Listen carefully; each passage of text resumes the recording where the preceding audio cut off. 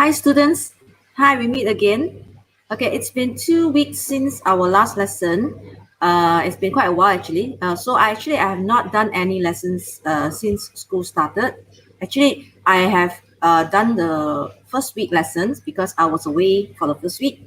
And then after that, for the second and third week, I was back in school. So that's why I did not do any lessons. Okay, anyway, I'm doing lessons again because of two reasons. Okay, number one, I've had some requests from students who said that they have been following my lessons and they do miss my lessons. So that's why I've decided to actually try to continue my lessons and give it to, deliver my lessons to more people. Okay, number two is since the last few weeks, there have been some students who were away, who were not able to come to school for various reasons. So I think that it would be a good idea for them to actually join my online class. Okay, so for those girls who have been missing lessons, I think this would be a good way for you to stay in touch with the lessons. Okay, all right. So now you must be wondering why today's lesson is I'm incorporating two subtopics, which is 5.2. Actually, it's a part of 5.2. I've already done 5.2 phytohormone in the earlier class, okay, which I've also uploaded the lesson. That was like 2 weeks ago. So if you have not seen my class, then, all right, please, you can go and have a look at the lesson before you look at this, or after you look at this, okay? Are you able to see my, are you able to hear my, are you able to hear me? Okay, please check. Can I have some feedback from anyone out there who's following, who's in my class now? So I hope that there's no problem with the internet. It's raining in my area now, so I hope there will be no disruptions. Okay, are you able to hear me? Just level check my settings. Okay, everything looks fine. Okay, so today I'm going to start lesson. Actually, it's a continuation of 5.2, which is phytohormone. Okay, so I'll share screen now. Okay, so this was my previous lesson. Okay, the last lesson before school restart, actually 2 weeks ago. So in this lesson, I have done the general features, the functions of hormones. Okay, so I've gone through the 5 important hormones. So I've singled out Auxin, Gibberellin, and Cytokinin as one group because these hormones are growth hormones. That means they induce growth, they induce elongation of cells, and they actually basically makes the cell or the plant stay young. Okay. While on the other hand, you have abscisic acid and ethylene. So this has a negative effect. Number one, abscisic acid actually promotes flower a shedding of flowers and dropping, right, of fruits and so on. Ethylene promotes ripening of fruits and also abscission. Abscission means dropping or shedding. Okay, so if you have forgotten about this part or you're not too sure about this, go ahead and look at my previous lesson. Okay, so I'm going to continue from here. So I'm going to single out the most important hormone here, which is auxin. Okay, auxin is if you were to remember only one hormone from here, so I would suggest that you just remember auxin. All right, so auxin has its effect on, actually it explains phototropism and also geotropism. So today I'm going to go through the effects of auxin on growth response. That means how is auxin able to explain, using auxin, you can explain why the plant, the shoot actually grows towards the light, which is showing positive phototropism and also negative phototropism, okay, for the roots.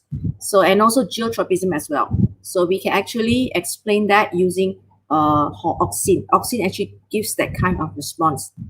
Okay, so first of all, let's look at these 5 or 6 important concepts to understand. I think I've gone through this in my previous lesson, okay, but I'll just go through them because it's been some time ago. First of all, you must understand these 6 important concepts, right? If you are able to understand these 6 important concepts, then you can actually explain all the responses that the question requires you to. For example, they'll give you a shoot, okay, why it elongates, under certain conditions, why it elongates and so on. Okay, now, so the first important concept here is auxin is produced or synthesized at the Colliopteal tips. Okay, what are Colliopteals? Okay, Colliopteals are actually a sheath covering the shoot. the tip of the shoot. In usually, especially monocotyledonous plants such as grasses, so they are monocots.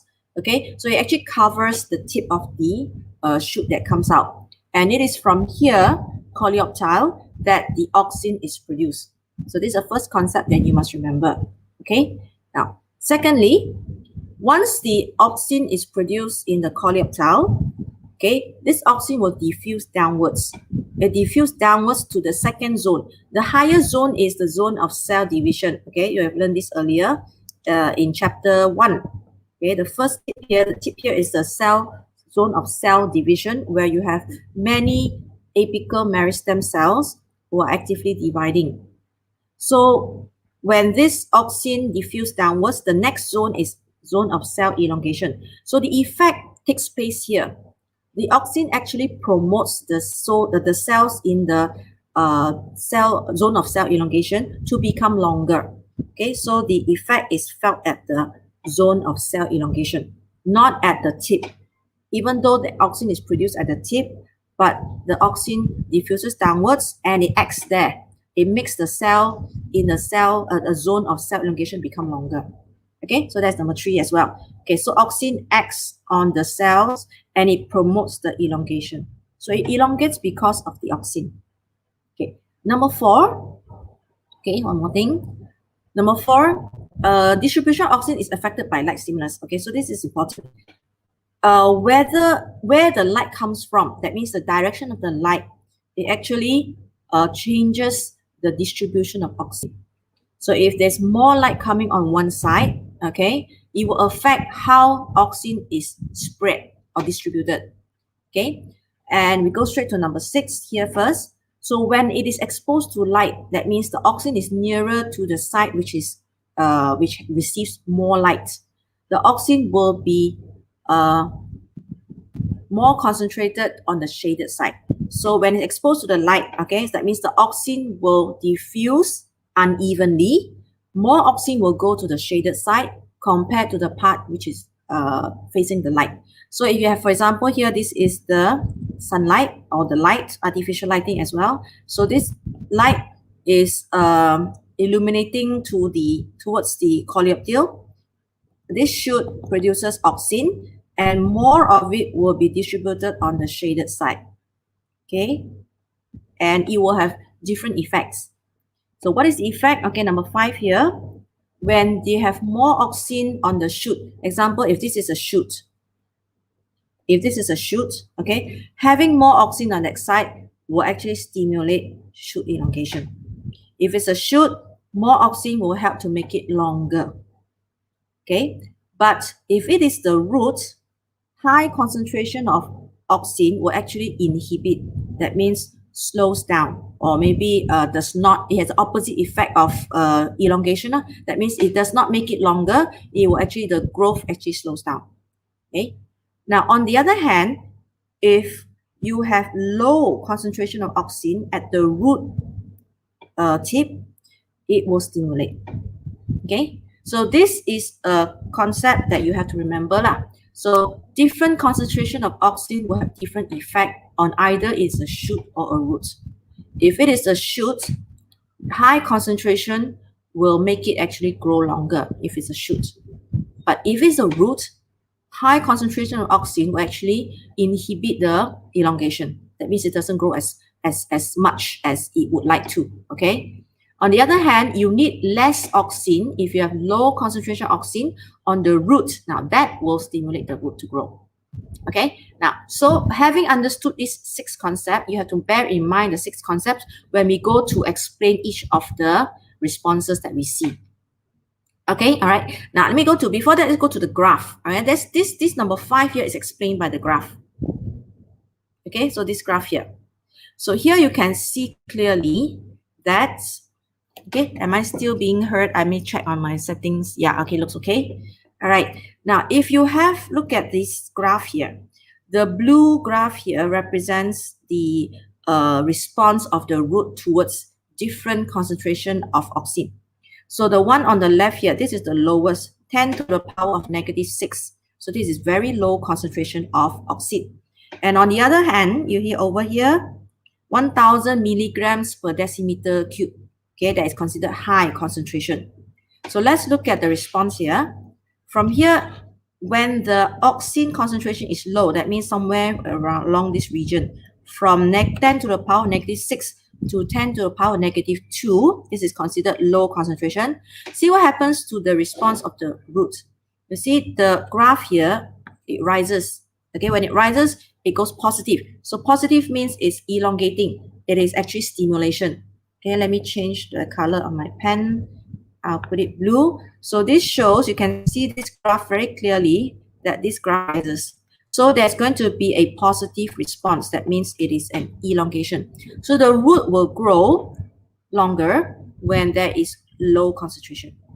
Okay, you see that carefully? You see over here? So it of course comes to a certain highest peak lah, right? Then after that, right, if you have higher still, all right, it's still promoting, right, stimulation. But when it comes to a certain point, you see higher concentrations of auxin will actually make the root grow slower. You see, inhibition. Inhibition, that means negative response. That means the shoot or the root, sorry, will not grow as fast as it should go. Okay, so it's going to be inhibition. So here you see that low concentration of root will, a low concentration of auxin will promote or stimulate elongation of the root. But higher, so here is high. Okay, now we're coming to this part, here is high. Higher concentration of auxin, you can see the graph comes down. Okay, the graph comes down, that means it's going to be inhibition. The root will not elongate, will not grow longer. Okay, that is root. Now we look at shoot. Okay, now we look at shoot. What is the effect of auxin concentration on the shoot? Okay, so I'll change to red, okay, for the shoot. Right, so let me rub this off. Right. Now, high concentration will be around this region, around 10 to the power of negative 2 up to about 100. So this range here, okay, this range here will be considered high, about here until about 100, about here. Okay, so above that would be considered very high. So I'm going to make a difference here as well. Up to 100 is about still considered high, but beyond that, okay, we will say very high concentration, and this has a negative effect. Okay, we will look at it later. This is considered very high after 100 milligrams per decimeter cube. Okay, this will be very high. So let's look at high. Okay, this part here. Now, as the concentration of auxin rises, you can see the graph, right? This shows the shoot shows positive response, so that it's going to be stimulation. So the shoot is going to grow taller and longer and longer and longer. All right, when the concentration of auxin increases, you can see it's here. This is the range of when it is high. So it goes up to a certain point, of course, right? It's still considered stimulation. Of course, less stimulation now, right? Until you see that it will start to drop. So here, conclusion here, when you have high concentration of auxin, it will promote stimulation, or it will promote or stimulate the shoot elongation. Shoot, I'm talking about shoot. And let's look at what happens, this very same high concentration of auxin. What is the effect to the root now? So at the same place, you can see here, the root, here, the blue line, look at the blue line for the roots. It goes down. Okay, if high concentration, it goes down. So you will conclude here that high concentration, the same high concentration that promotes the shoot, actually will have a negative effect on the roots. So it inhibits. Okay, so you can see here very clearly this range here. For the shoot, it is positive, but for the root graph here, it goes negative. So that you can see very clearly that different concentration of auxin will have different effect on the shoot and the root, even though it's the same concentration. Okay, for high concentration auxin, shoot, it will elongate, but if the effect is for the root, it will actually inhibit. Okay, now see what happens. We have very high concentration. If very high, it will be above 100 milligrams per decimeter cube. Okay, let's say very high. Very high concentration of auxin, it will actually, you see the shoot also starts to go to the negative side. So it is going to have a negative effect. Okay, you can see the graph goes down here. It is going to inhibit growth of the shoot as well if it's very high. Okay, so that explains your number 5 here, which is different concentration of auxin has different effect on the shoot and the root. This is explained by the graph. All right, okay, now, so bear in mind these 6 concepts and we can start to look at the experiments that these important experiments that the scientists have done. So I want to introduce some names to you, even though you do not need to remember them at this stage, okay, but it's good for you to know certain things. So Darwin started with Darwin and his son, okay, in 1881, then followed by Boysen-Jensen, 1913, and also Wendt, okay, Fritz Wendt, 1928. So all these results, okay, all these results that I'm going to explain to you now is a combination of all the results from these 3 scientists. And so there's another one, Paul, okay, Paul, which I did, that was putting the last one here. Okay, I did not put the name here. Okay, let's look at here. Experiment 1, okay. Now, bearing in mind all the 6 concepts there, you will know how to explain this. You will understand this after if you remember the 6 concepts. Okay, number 1, when the tip is cut off, right? When you remove the tip here, you know that auxin is produced at the tip. Okay, so if you remove the tip here, so there's going to be no growth is observed. Okay, why? Because you know that auxin is produced. From here, you know that auxin is produced at the tip, at the Colliopteal tip. So after 2 hours, all right, you put it back, the tip, you put it back on the end of the shoot, you find that it is going to go upwards. So this shows that the tip is needed. Okay, the tip is essential for elongation to happen. Okay, so I repeat, conclusion here is for experiment 1, the tip is essential. If you do not have the tip, you do not have the growth. The reason why? Because it's the auxin that is missing. So you want to have the growth, you need to have the auxin. And auxin comes from the tip. Okay, second one. Second experiment here shows that, all right, now, if the tip is cut off, okay, you take off the tip, which produces the auxin, all right, then you can put it on an agar block and you let it sit on the agar block for 2 hours. Okay, what happens here is the auxin that is produced on the tip of the Colliopteal will diffuse into the agar block. Okay, that means it shows that it is a chemical thing. Okay, has to be a liquid thing. Okay, it's not a nerve thing. It's not a electrical impulse. So this experiment proves that it is actually a substance which is produced on the tip. Once it goes into diffuse into the agar, you put back the agar block on top, you'll be able to see the growth or the shoot elongates. Okay, so this shows that this chemical, this messenger, is actually chemical. It's chemical in nature, which can diffuse into the block. Okay, all right. So I think I'll put red color here because it's more obvious. Okay, right. So this one, right? So it's put there, and you can see that's put down evenly. So it's spread evenly on both sides. Okay, it's not put off center. Off center means on one side. So both sides receive the same amount of auxin. Therefore, both sides will elongate evenly or uniformly, and it goes up straight. Okay, then the third experiment, cut off the tip. All right, you can see the experiment whereby the tip is cut off and is put onto the agar block for 2 hours. After 2 hours, you put the agar block back onto the cut part of the shoot, but you put it off center. Off center means you do not put it in the middle, all right? You put it at one side. Okay, now this experiment has to be done in the dark. Okay, now the reason here is because if you don't do it in the dark, right, if you have light coming from one side, okay, you will not know the effect actually is because of the auxin or because of the light. Okay, because we know, the scientists actually know that the shoot they do bend when there is light coming from one side. Okay, but they want to investigate actually what makes it bend. So they're trying to prove that it is this auxin that makes it bend. Okay, so that's why they have to remove the stimulus of light. When you do this experiment, you need to know, you need to be sure that it's not because of light that it elongates. So you got to take away the light stimulus. That means you got to do the experiment in the dark. and you put the agar block one side, and when this side elongates, you can see, right, on the, you put the agar on a bit nearer to the left hand side, okay, and it shows that the left side elongates, this side. So when the left side elongates, it shows that actually more auxin will be on the left side, okay, and this causes the Colliopteal to elongate. So this proves that it is definitely must be the auxin, the presence of auxin, that makes it elongate, not because of other things, okay, because we have already cancelled the effect of light because we did it in the dark.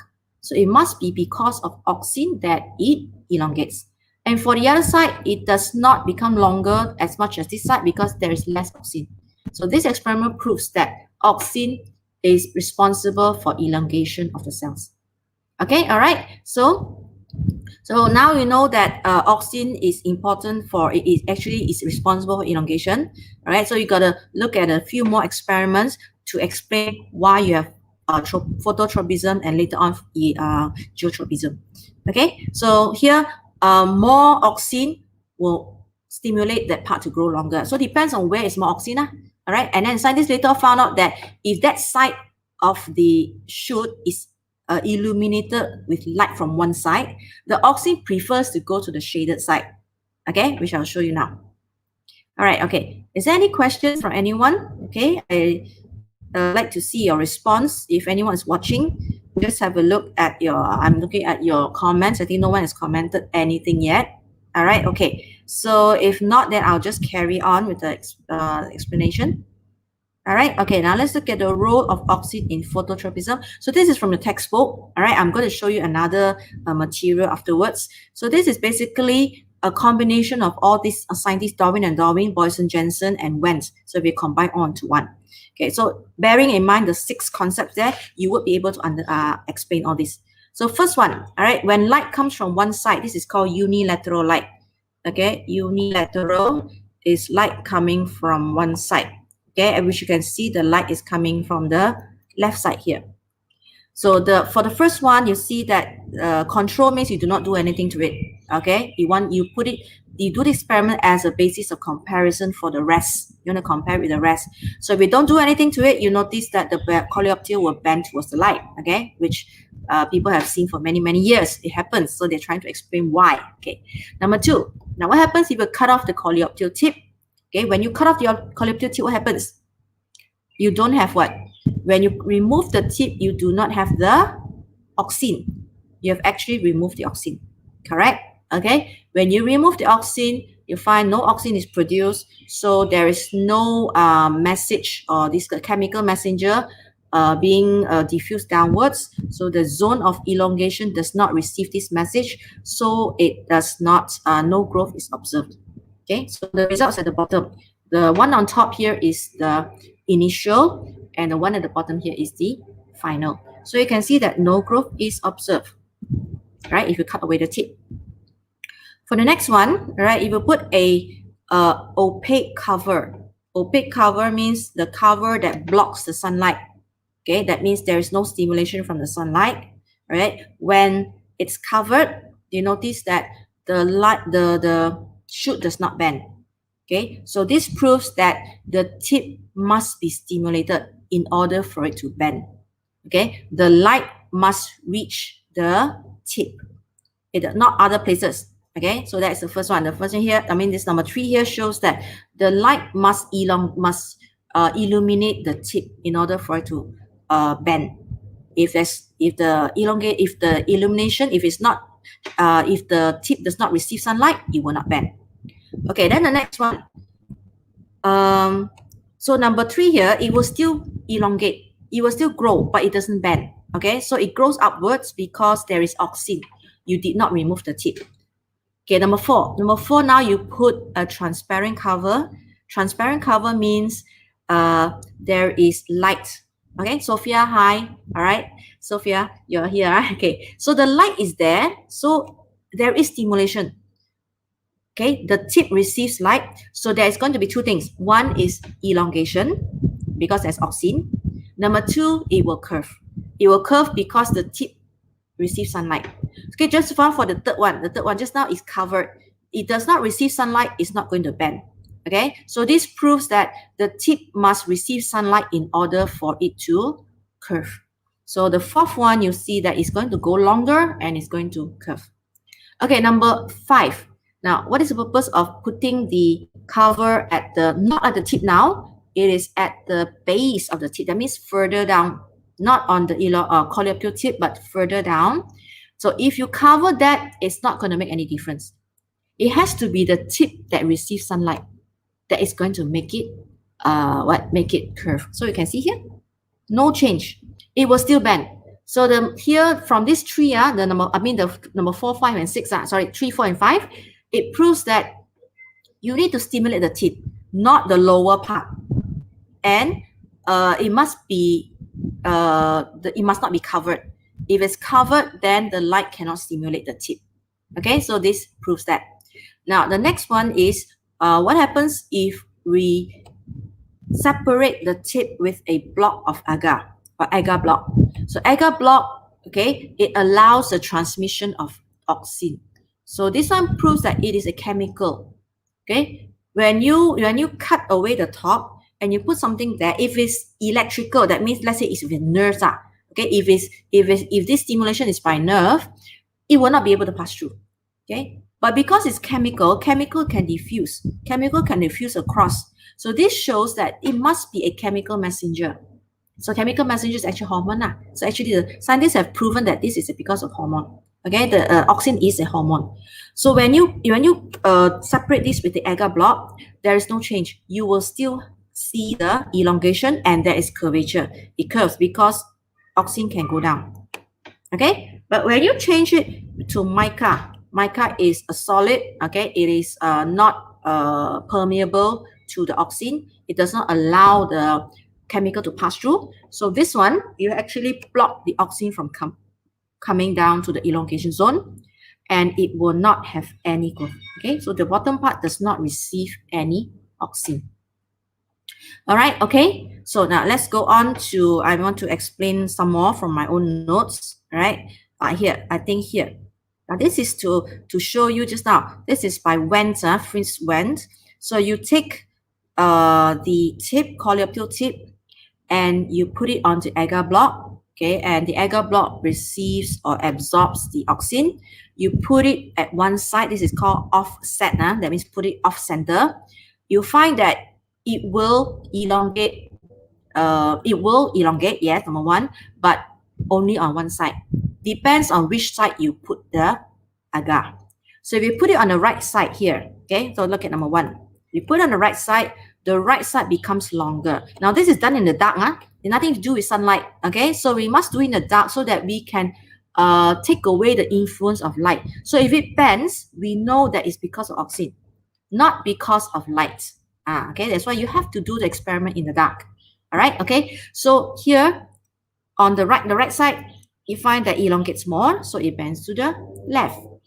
For this side, if I put, for number 2, if I put my agar on the left hand side, it will elongate. It will elongate as well, but it will curve to the right because the left side becomes longer. Okay, how to prove this? Look here. Look at the size or the length of the cells. If you have more auxin on this side, okay, the orange color refers to the auxin. So you have more auxin on this side. You see the length of this cell compared to the length of this cell. All right, there's a marked difference. There is an obvious difference. So this side will actually become longer. So when this side doesn't elongate as much, so it starts to bend. So you will find that it bends to one side. All right, okay. So this shows the elongation, the uneven distribution of auxin causes the curvature of the stem, okay, or the shoot. Okay, so now here are my notes here, just to go through. All right, go if already learned. I think it should be no problem. Once understood this, just now I mentioned, it should be able to understand all this. Okay, so here is the graph, the same graph, so we will not see it anymore. Just to say that lower auxin, all right, which is around up to 10 to the power negative 6 to 10 to the power negative 2, will promote root growth.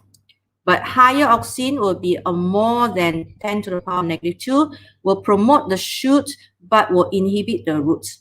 And very high, that means more than 100 parts per million, ppm is parts per million, it will inhibit both root and shoot. So that's why we can use auxin as a weed killer. Okay, when we use auxin, it actually promotes and in high concentration, it promotes the plant to grow, but to a certain extent that actually it will burn out the cells. Okay, the cells, the respiration rate will be very high, and then the cells will start to die off later on. That means this is how you kill the weed. Kill the weed by using auxin. Okay, let's do the first experiment here.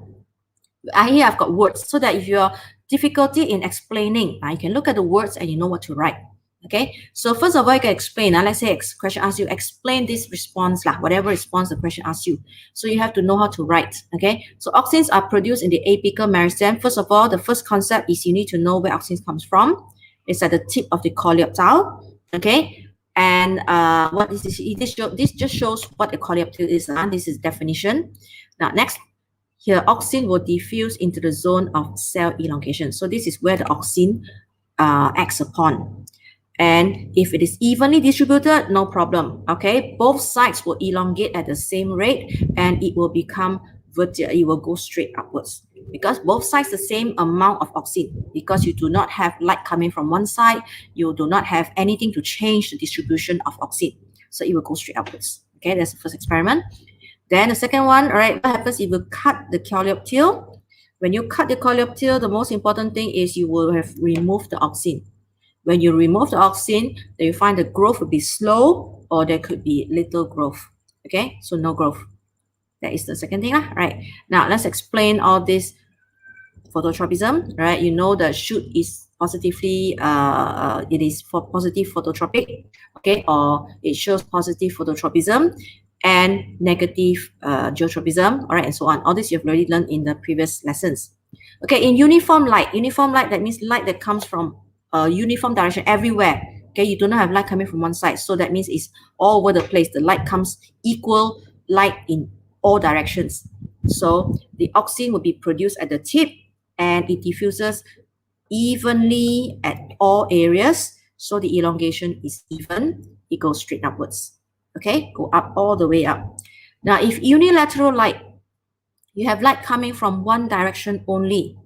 Okay, so again, you have the auxin produced by the Colliopteal tip or the Colliopteal. Auxin will diffuse into the zone of elongation, but because of the unilateral light, the auxin prefers to go more to the shaded side. So your distribution here is no longer even actually. So this diagram doesn't really illustrate it very well. I will draw it here. When you have light coming from one side, all right, you will have this auxin produced here, right? But more will elongate, will actually distribute to this side. Okay, so you gotta draw a bit more on the left-hand side. All right, okay, and because of that, you will find that the left-hand side will elongate more. It will be longer compared to this side. So as a result, it will curve. So this side is longer, this side is shorter. Okay, so the cells in the shaded region elongate faster than the other side. Shaded region means the left-hand side lah. Okay, and this causes the maize, Colliopteal, maize is corn, jagung, to bend and grow towards the light, and therefore explain your positive phototropism. Okay, this is for the shoot. Now, I also use the concept of auxin to explain the root also for negative phototropism. You can use the same concept to explain negative phototropism. Why does the root, or why do roots move away from light? Okay, why do they move away from light? And on the other hand, they actually prefer to go for water. Okay, so it moves away from light because of the same reason as well. So when the root tip is illuminated from one direction, so let's say now the light is coming from the left-hand side, the concentration of auxin will be higher in the shaded side. Okay, don't forget, it prefers to go to the side that receive less light. Okay, so this is not very clear. So I'll draw it here again. This is auxin, right? But it will go more on this side now. Okay, you see here? So it goes more on the side away from the light.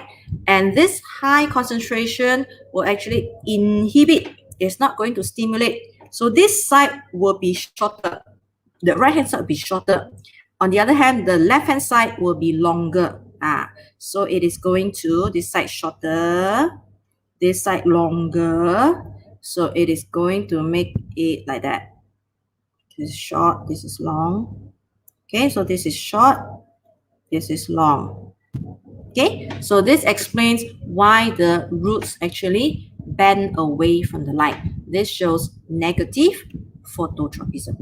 Okay, so you got more auxins here. Okay, clear? Right? Okay, I think I've only got one student joining my class today. Yeah, Sophia. Okay, Sophia only. Okay, never mind. My video maybe it will be there for some time. All right, it will be there always. Anyone who's free want to have a look at it, or maybe they're not free now, they can actually look at it later. Okay, no problem. All right, let's go on to let's explain geotropism now. Okay, we are done with phototropism. When you phototropism, just remember. Okay, hi Rachel. Hi Rachel. Okay, hope you're doing well. Haven't seen you in a long time. All right. Okay, hi. Sao Yi. Okay, good. I thought Sophia was the only one following my lesson. Okay, now let's explain. Okay, and me. I don't know who JN is. Okay, I do not know who JN is unless you put your right full name. Okay, let's look at geotropism. We can also use Auxin to explain geotropism. Okay, Natalie. Hello, Natalie. Now, how do you explain geotropism? Okay, geo is because of gravity. Okay, just don't forget that gravity. So when gravity, you know everything goes down. Okay, it's because of the pull of Earth towards the center of the Earth. So when you have a seed that is germinating, okay, let's assume that the seed is germinating horizontally. Okay, horizontally means at first that means it should be evenly distributed lah, right? I mean the tip and the both sides lah, the root and the shoot. All right, so it is doing because of it's horizontal. So now you have gravity acting upon the seed and acting upon the shoot and the root. So the auxin will be pulled downwards actually. So due to the pull of gravity, auxin will pull, that means collects at the bottom side of the tips and the roots. So if you look at the diagram, this is very clear. So both sides, all right, this is the shoot. You have more on the lower side because gravity pulls the chemical down. So higher auxin concentration will be found at the bottom side of the shoot. Okay, so this is the shoot. So here you have more. So I gotta put some more dots here, the red color here. All right. So this shows more. And on the root as well, because of gravity, so it also pulls it down. So here I'm going to color it more here, right? Also. So, okay, so you have high concentrations both on the lower side. But if you remember, high concentration of auxin will have different effect on the shoot and the root. Remember? Okay, so you have you have the opposite effect. If you have high concentration in the shoot, it will promote. So that means the lower side will be longer. This side will be longer, and the top side will be shorter. So as a result, this side will be longer, and this side will be shorter. So you can see the effect here, it will curve upwards. So a shoot will know how to curve because the more auxin at the bottom actually makes it longer. So that's why it goes upwards. Okay, so shoot actually grows upwards away from gravity. Okay, now on the other hand, you have the same concentration of auxin on the lower side for your root. So you will have high concentration on the bottom of the root, but the effect is different, correct? The effect is different. You have inhibition. So it's going to slow down. It's going to slow down the elongation of the cells. So that means here is going to be shorter. Okay, this side is shorter now. And this side is going to be longer because it has less auxin. The more auxin will be shorter on the other hand, all right, because it's the root. And the one that is on top, we have less auxin, will be longer. So as a result, it will curve downwards. Okay, so you can see that science explains a lot of things, okay, which is why science is so wonderful, all right? It explains, you don't have to guess many things. You actually know, with knowing a few concepts, you can explain so many things that happen on this earth, okay? The phenomena that happens on this earth. So you can see this one, root will always go down and the shoot will always go up. And this is also because of auxin concentration, unequal distribution, because gravity pulls it down more to the bottom. All right, okay. Now, let me give you supplement with something else. And I'll put my notes here. All right. Sorry, where is it? Okay, let me go down. Okay, so this is very similar to what we had just now, so I will not go through this again. This is what we had in the textbook. So now this is the same thing, all right? This is again the same thing, so I will not go through here, right? So here you will see that just the keywords lah. Always, remember which is inhibition and which one is stimulation. Okay, so the elongation, that's how you explain. Always think of first of all, the concept. Okay, what is the principle first? And slowly work your way through and explain it clearly. So you have points by point by point, and there's a flow of ideas until you get ultimately the observation. Okay, so if you understand, there's no problem. Okay, now we want to, so we're finished with the explaining the effect of auxin on phototropism and geotropism. So I'm going to the last part, which is 5.3. Application of phytohormones in agriculture. Okay, this is very interesting. Okay, but in your textbook, it's very little information, so I'm going to supplement a little bit from my notes here. So imagine, just remember the 3 growth hormones. So here I've underlined those things that you need to remember. So always remember is growth. Auxin encourages growth, and auxin has another important effect, which is it also promotes parthenocarpy. This is production of fruit that doesn't have seeds. Okay, so wonderful, huh? So we can enjoy more of the flesh without having the hassle of removing the seed. Okay, like watermelon. Okay, you have seedless grapes. You can just pop in the whole grape into our mouth, right? Without even needing to remove the seeds or pits inside there. So it produces fruit without seeds, and that concept is called parthenocarpy. We actually spray auxin onto the flower. So the concept here is no pollination. You do not need to wait for the male gamete to come to pollinate, all right? To pollinate and to fertilize the female ovule. There's no such thing. The ovule does not get fertilized, but inevitably the whole ovary turns into a fruit just because of the effect of auxin. Okay, so wonderful, huh? Okay, and another is used as weed killer. Remember, when you have high concentration of auxin, it actually can kill. It kills the cell or kills the plant. So we can use it as a weed killer. Of course, it has to be in higher concentration.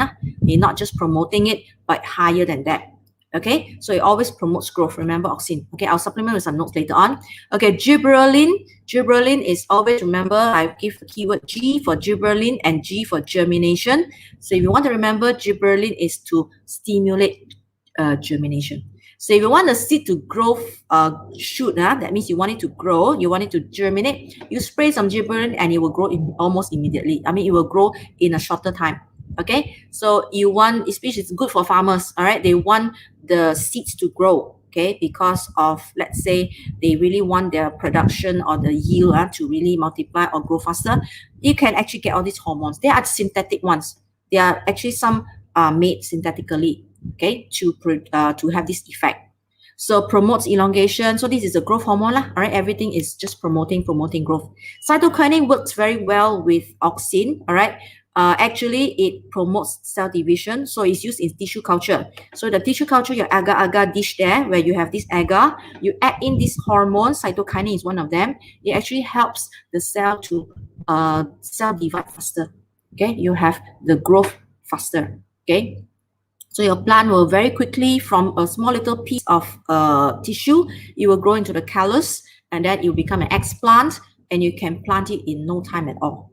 Okay, and it's used to delay leaf senescence. Senescence is aging. So when you have this cytokinin or gibberellin auxin, actually it delays aging. So all these are the youth hormone, I call it. Okay, youth means young, all right? So these are growth hormones, youth hormones. When you have a lot of these hormones in the plant, that means it doesn't grow old. Okay, 不会老, okay, not so grow old so early. Okay, so these are the growth hormones. It delays leaf aging. Okay, next one. Abscisic acid has the opposite effect.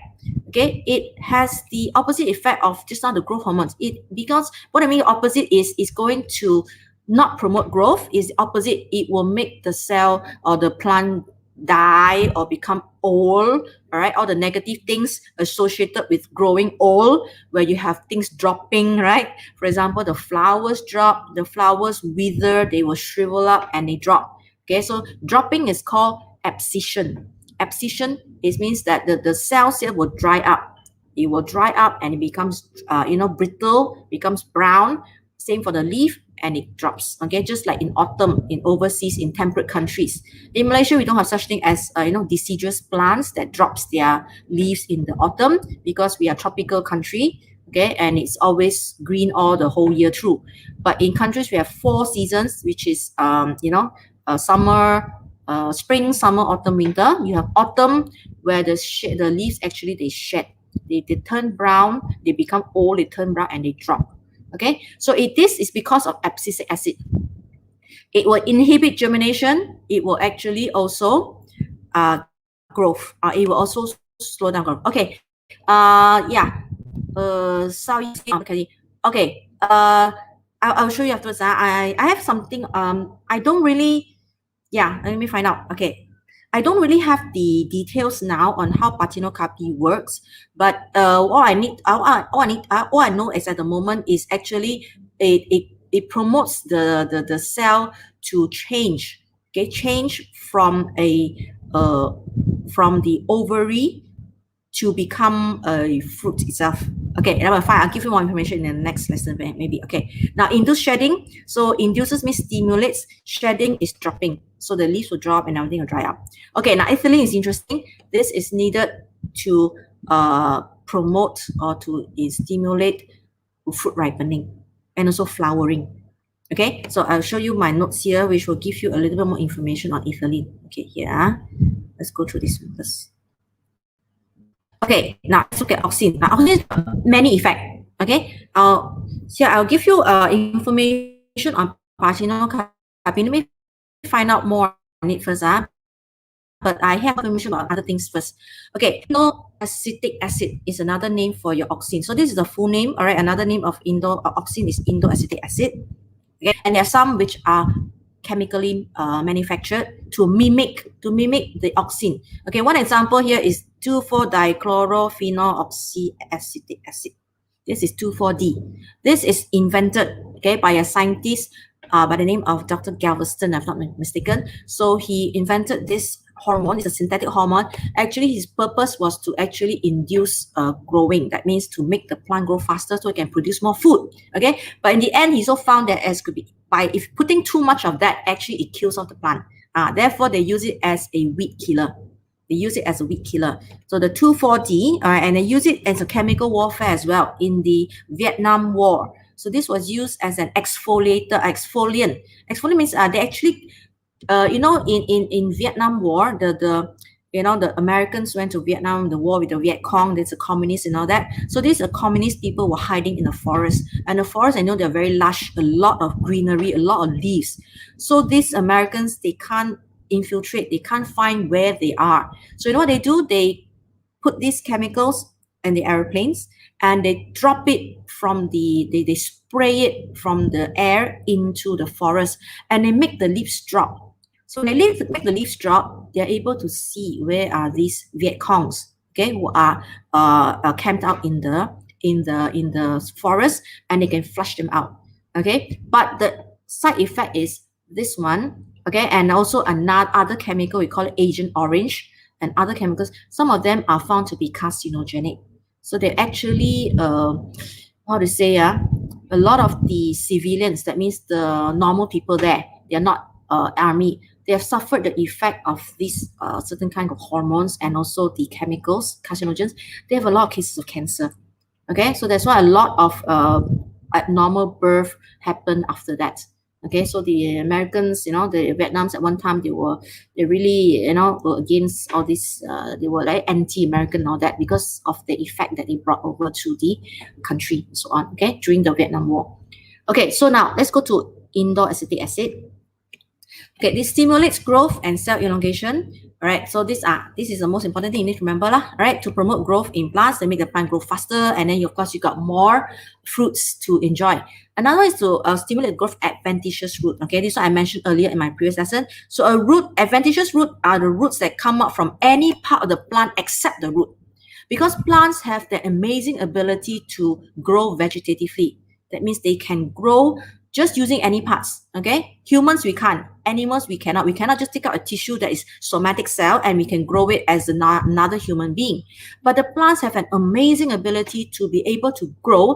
Just take one small part of the plant, for example, the tissue or the stem, you cut it and then you can put into water and it actually starts to behave like an actual plant when it starts to grow roots. It can grow roots from even the stem. So these roots are called advantageous roots. Okay, so if you put a little bit of this IAA or auxin on the stem that's just been cut, right? You put a rooting powder, right? This is called rooting powder.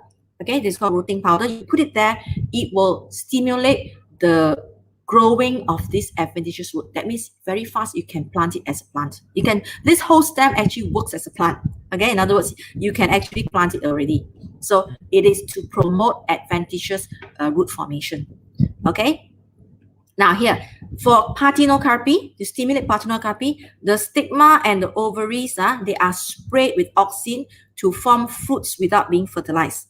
Okay, so you do not need to go through the process of fertilization. So the chemical actually promotes the cells in the ovary to change, to become ripened, right? To become, not say ripen, to become from the cell which does not, it's not over, it's not what do you call, it's not we call it, it's ovary yet. Okay, it's not promoted yet into a fruit, so it automatically changes because of the effect of the auxin. So it's like a chemical change that happens into the in the cell itself. Okay, and the ovule will not become seed. Therefore, you can see some watermelon that you eat.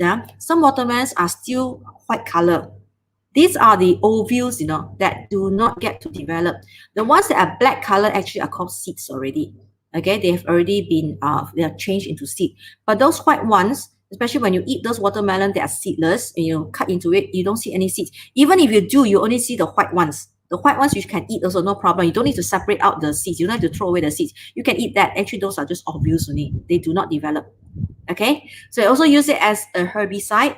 You can auxin can use as a herbicide to kill weeds. Okay, so this is the 2,4-D which is the synthetic auxin they use to kill weeds. Okay, which they in high quantities can kill weeds and prevent developing fruits and leaves from falling off prematurely. That means you do not allow it to die so early. If you have the auxin chemical, auxin hormone, it is like a youth hormone. Okay, inhibits the growth of lateral buds. That means if you spray, if you have auxin there, the buds will not grow from the side. This it shows apical dominance. This one I explained in my previous lesson, so you go and have a look at it. So if you have auxin, you do not cut off the shoot. Okay, you find that the bottom part of your plant, the leaves will not be very luscious. But if you cut off the stem, you cut off the top, or you remove the effect of auxin, you find that a lot of these lateral buds will grow. So your plant will be very bushy. Okay, that means bushy means the sense here you have a lot of this coming out, a lot of these bushes coming out. If you cut away the stem, I mean the shoot, you cut away the top, you have already removed the auxin. So here you find that a lot of the thing will grow. If you do not remove this, all right, you will have very little leaves at the side only. That is called apical dominance. The auxin has an apical dominance. That means it stops the bottom buds from growing. But if you cut off the top shoot, the shoot there, I mean the part which has your auxin there produced, you find it's going to be very bushy. Okay, that's what it means by apical dominance. Okay, let me talk about ethylene. Okay, interesting part. Okay, so it's a gas. This is a hormone that is not in liquid form, but it's a gas. All right. Oh, what happened here? Sorry, yeah.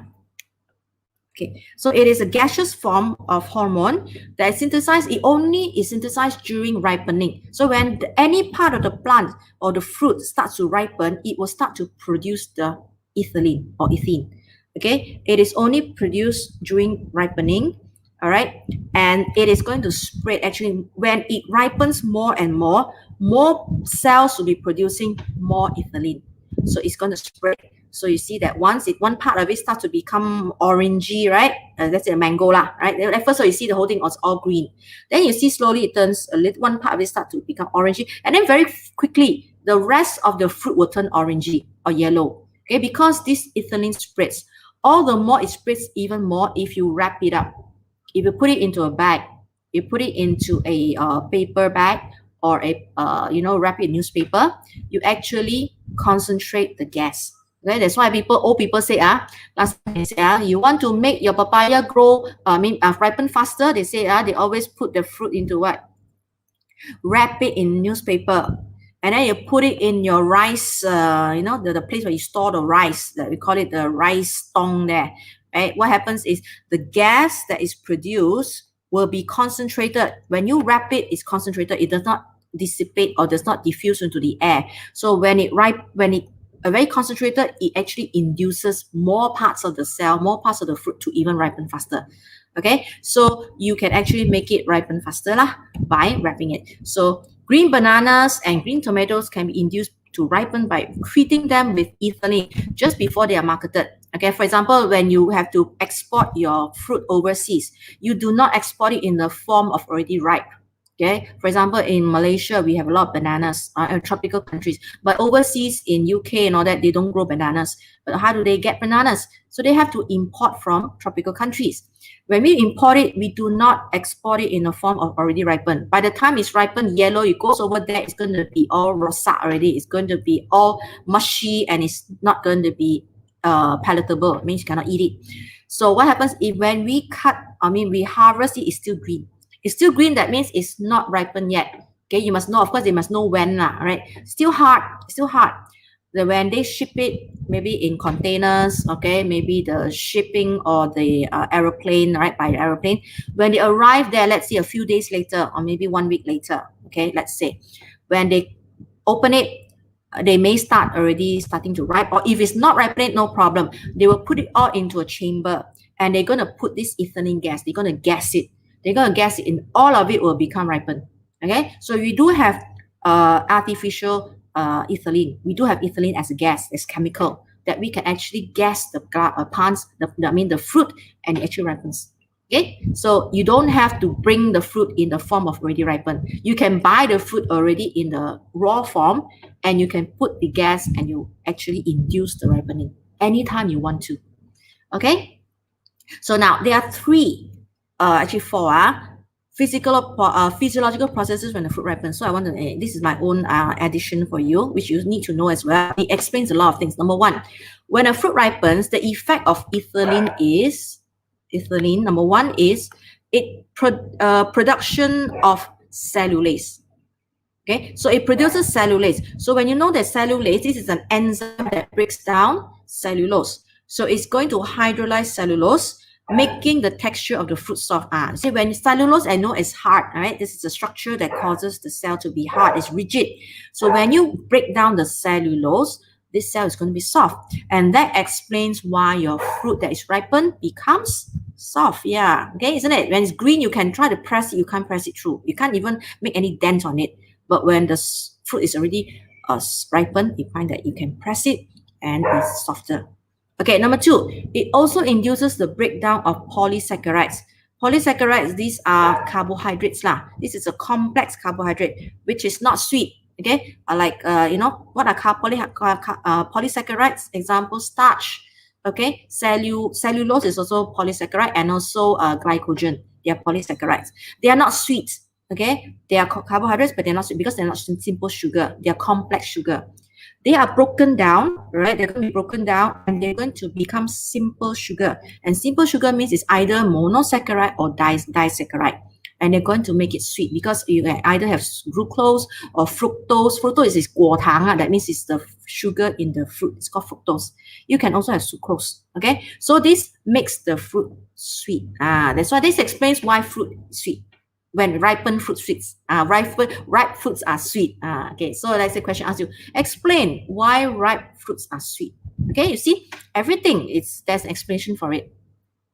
Okay, breakdown of chlorophyll. Another thing is This ethylene breaks down chlorophyll. As you know, chlorophyll gives you that green, it's a green pigment, so it's a green color. So when the fruit is not ripe, it's green, correct? All right. Now, why? When it ripens, it turns yellow, it even turns red. Okay, because chlorophyll is broken down and it will be replaced by carotenoids. Carotenoids is orangey. You found a lot of carrots and carotenoids. And then anthocyanin, these are found in berries and fruits. And these make the fruit become orange or becomes red. Anthocyanin, some of them are blue, some are also red. So that's why fruit that are ripe turns an orangey or yellow or red color. It's because of all this, okay? Because of the breaking down of chlorophyll. Okay, before it's ripened, it's green. After it ripens, because of the breakdown of chlorophyll, it turns different shade. Okay, abscission of fruit. Now, why do fruits fall? Why do fruits fall when they are ripened? It cannot stay on the stem on the plant forever. Even if you don't eat it, right? Let's say durian, the durian already ripened, it will drop. Okay, you cannot stay there forever because the ethylene causes the cells to dry up. Okay, at the part where they stuck to the we call it stuck to the stem. This is the fruit, right? This part here, we call it the stem here. The part that what's the name already? Peduncle. Yeah, this one that joins the fruit to the branch. Okay, for example, now this is the branch. Okay, so this part, the cells here will actually dry up. So when they dry, it becomes brittle. When they break brittles, it is going to drop. So your tree will drop off from the. I'm sorry, your fruit will drop off from the tree. Okay, so it explains a lot of things, okay, which is so wonderful. All right, okay, so let's go on to cytokinin. Just now you saw from the textbook there, stimulates cell division and cell elongation, right? It works together with auxin, delays the aging of your plant, so it doesn't die, so it doesn't become old so early. It's a youth hormone. Okay, you can spray it on vegetables, all right, to ensure that the leaves are green during packaging when you want to export it. Okay, so it works together with auxin to stimulate production of shoot and root in tissue culture. So this is important when you want to make tissue culture. You got to put this hormone inside so that it will grow faster. Okay, gibberellin promote germination. Okay, increase the size of plant, speed up germination. So the seeds will germinate. Abscisic acid, okay, on the other hand, will inhibit the growth. This is opposite. Stimulates the closing of stomata in water shortage, or we call it water stress. Okay, when there's very little water, for example, drought, okay, the stomata will automatically not become bigger because they want to preserve or to conserve water. Okay, so it promotes dormancy. That means dormancy is resting. So the seed will not grow. When the seed is in dormancy, means it will not grow. Okay, it will not germinate. It's used to prevent shoot growth and germination of seeds in winter. So in winter, you have a lot of the abscisic acid then produced by the plant. Okay, so in winter, the plant will not have germination, they will not grow new shoots and also on because they want to wait out the winter because winter is not a favorable time for the plant to grow. So they need to conserve water, they need to conserve energy, so they do not want to have a lot of leaves. When you have a lot of leaves, you find there's going to be water loss through the stoma and so on. Okay, so it's going to conserve water by slowing down transpiration because of closure of stomata. This is through water stress. All right, okay. So I will find out more on parthenocarpy. Hopefully, I can give you more information next round. Okay. So if are there any questions that you would like to bring up over here? So I've actually finished chapter 5. This is actually a revision. This will be, oh yeah, one more thing. Yeah, this is an experiment, a simple one, to show the effect of ethylene on tomatoes. Okay, this is from your textbook lah.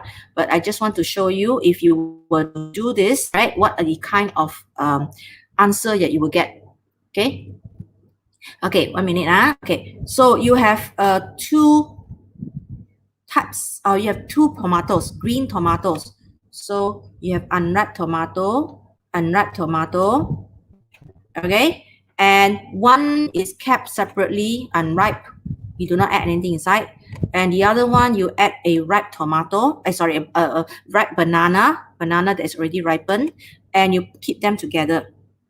Okay, at the beginning of the experiment, okay, so it's going to be paper bag A contains only the unripe tomato. Paper bag B contains the tomato and the ripened banana.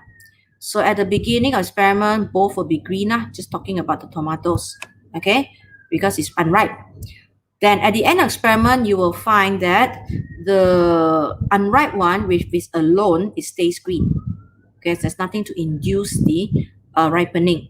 But if you have the banana put together, the banana already starts to produce ethylene because it's ripe. So it's already producing ethylene. And that ethylene will help to stimulate the tomato from to ripen.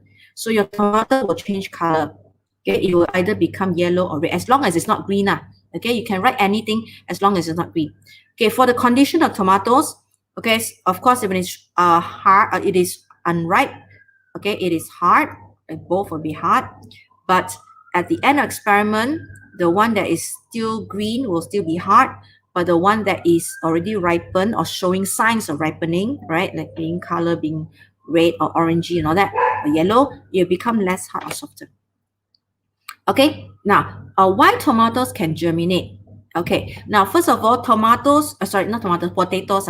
Potato already is a storage of what? It is food already there. Okay, this is a tuber. Okay, I have a question. Natalie. Right, this is a tuber whose function is actually to store food. Okay, your food is storage there. So no problem with storage of food. There's a lot of ample food storage. And now, when you want to germinate, you need to look at the conditions. It has to be favorable condition. So you need to have, of course, oxygen. Okay, what else? Okay, Natalie, maybe you can tell me. I don't want to give you, let's have some interaction, okay? Natalie, besides oxygen, you recall your lesson in Form 3, yeah? What are the conditions for germination? Do potatoes have seed? I wouldn't know. That's a tuber, right? If you have seed, then you will have it at the... Yeah, I've not seen a potato plant. That's a good question. I will have to see on. I have to check out on that, Saoyi, a good question, Yeah, that's a very good question. I assume they may have, but I do not know how to look. Okay, sunlight. Okay, you need to have. Hey, wait. Do we need to have sunlight for germination? Do we need to have sunlight? Remember, you did experiments where you have your seeds. You put cotton wool and so on. You just need water. You need oxygen. And you do not need sunlight. Yes, you do not need sunlight. You need three things. Oxygen, that means air.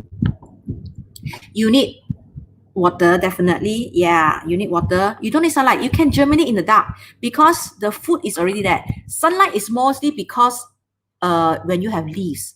When you have leaves, you need the sunlight to make food. But if it hasn't germinated, there's no leaf.